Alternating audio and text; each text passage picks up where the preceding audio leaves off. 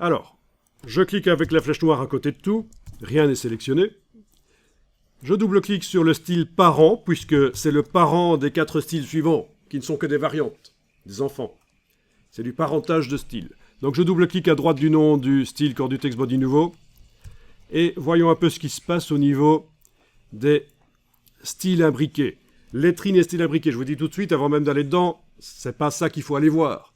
Mais je vous ai dit que le grep est un style imbriqué. Donc, tiens, on voit style imbriqué.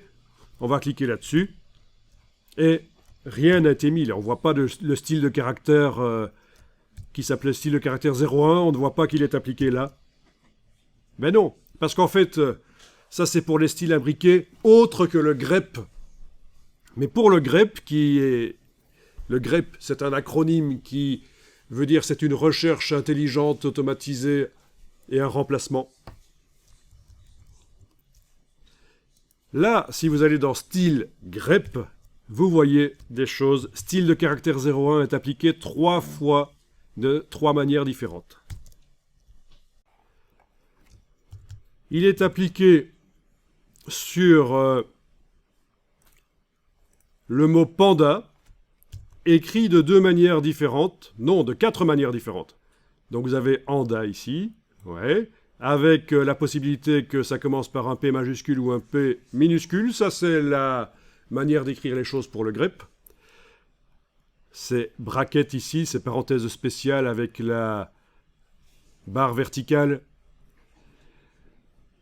Et dans les deux cas, il peut être au singulier ou au pluriel. Le style s'appliquera sur le mot panda. Vous avez le même style qui... Mais ça pourrait être indifférent. C'est pas obligatoire que ce soit chaque fois le même dans la partie style grep. On pourrait mettre différents styles. Vous avez le style qui s'applique aussi sur le mot renard, écrit avec un D ou un T, mais en majuscule. Ça, c'est une erreur. Ça a disparu à un certain moment de l'évolution des versions de ce document. Je ne sais pas pourquoi. Vous avez ici la possibilité qu'il soit écrit renard de ou renarte, toujours avec une majuscule qui commence, au singulier ou au pluriel. Et on a aussi renardo. Normalement, ça s'écrit E-A-U et E-A-U-X. Mais vu qu'on a déjà un E ici, on a été obligé de ruser parce que sinon ça ne marche pas. Voilà. Alors, on pourrait faire un petit test ici. Vous allez prendre... Ça devrait fonctionner comme ça. Parce que normalement, sur le Mac en tout cas, et sur le PC aussi d'ailleurs, si on prend à la place des parenthèses brackets, on prend les parenthèses normales, je pense que ça va marcher aussi. Donc sélectionnez cette partie-là du string, là, de la chaîne de commandes, là. Copiez-la, vous faites un commande C sur le Mac, CTRL C sur le PC si vous êtes sur un PC, et vous allez le mettre ici à la place du R majuscule. Voilà. Alors oui, dans InDesign, la parenthèse normale fonctionne, on n'est pas obligé, comme préconisé dans la manière de fonctionner grep, hein, le mode d'emploi grep, on n'est pas obligé de mettre des parenthèses brackets, mais il n'est pas sûr que dans un autre contexte, le grep, voilà, vous serez obligé de mettre des parenthèses brackets comme ça. Parce que le grep, on le rencontre dans plein d'autres logiciels, notamment pour modifier du code web. Pour faire du rechercher-remplacer intelligent de code web, ça peut être utile. Ok, à la place du D et du T, bien sûr, on va mettre un R majuscule et un R minuscule. Voilà. Alors, voyons un peu.